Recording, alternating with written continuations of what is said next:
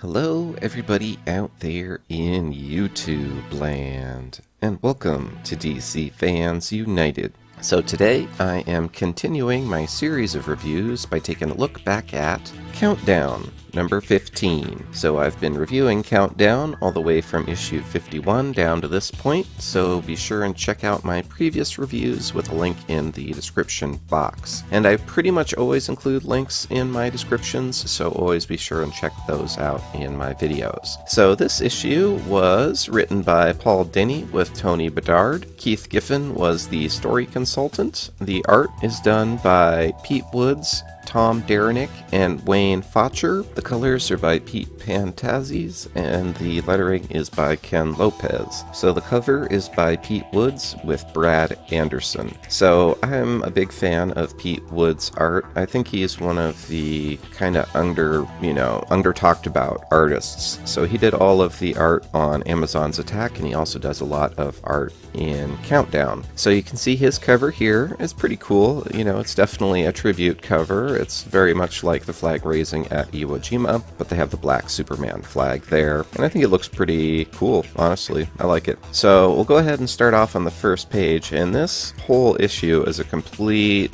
carryover from the last issue, so you definitely want to read these chronologically because they are very linear that way. So anyways, we start off and we're on Themyscira, and Mary Marvel has again lost her powers, so at this time she doesn't have her Black Adam powers. I do think the art here is really good, especially the Amazons and Hippolyta's armor. I suspect this part's drawn by Pete Woods because he does all of the Amazons Attack art. Essentially, Mary just meets up with Hippolyta and they talk a little bit, and then we get a big splash page and it says splitting the atom. So there's been this whole story with Ray Palmer and they're trying to find him, and it's all going down on Earth 51. There's the Crime Society battling our heroes. So I do call it the Crime Society because it's not the Crime Syndicate, although it's essentially the same thing. So Kyle Rayner is battling Power Ring, and there's an evil Supergirl and an evil Booster Gold. It's a pretty good little fight, and again, the art and coloring's really good. I've been liking these issues lately, especially the last one. This one and the next one look good. The pace is finally picking up after we've gone through over 30 issues, pushing on towards 40 issues, and the action and really excitement starting to pick up. So the Atom pops up and helps Kyle out a little bit. And then we go to the next scene. Here's the main bad guy right now, the Monarch. He's in his control center. I think he's really a kind of a cool villain. He's really smart and meticulous. He's taking on all of the Monitors and an entire universe at the same time. So his troops he's got here working with him, one of them says, "Every government is now eradicated, Monarch. The world is yours." And Monarch says, "Tell that to the Monitors.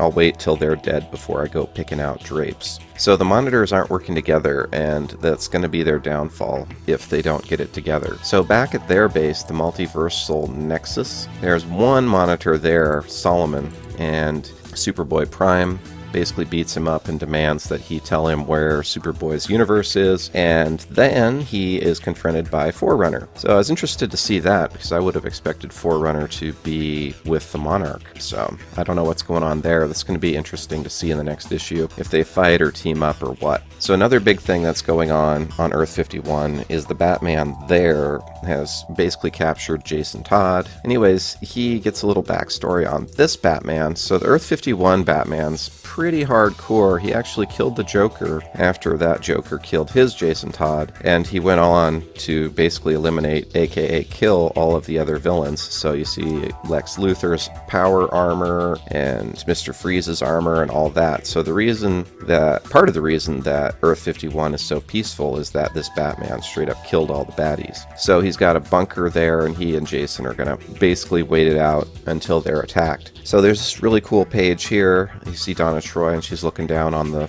fighting. I think it's really good. That's why I used it in my thumbnail. And then here's my favorite part of the issue overall. So the evil Donna Troy has been fighting the regular Donna Troy. She hates herself, so you can see that she wants to kill the other Donna Troy. But it doesn't work out for her, and she straight up gets punched out. I thought that was a pretty epic scene and fight. And then from here on out, most of the issue is just recapping some stuff. So the Atom fills in Kyle Rayner on what has happened. on his planet, and then we find out back on the main Earth that Brother Eye is continuing to expand, and he now has Firestorm imprisoned and is using him as a power source. So there's a little bit at the end. There's a bonus. It is the origin of Doomsday. So these have been coming in all of these issues. We have basically a little origin, little superhero origins. So I find that to be really cool and relevant to me. My channel, I do supervillain origin stories too, but these are much shorter and are usually compressed into 2 pages. I like them a lot and find them to be really informative, and I think they're a cool bonus. I wish more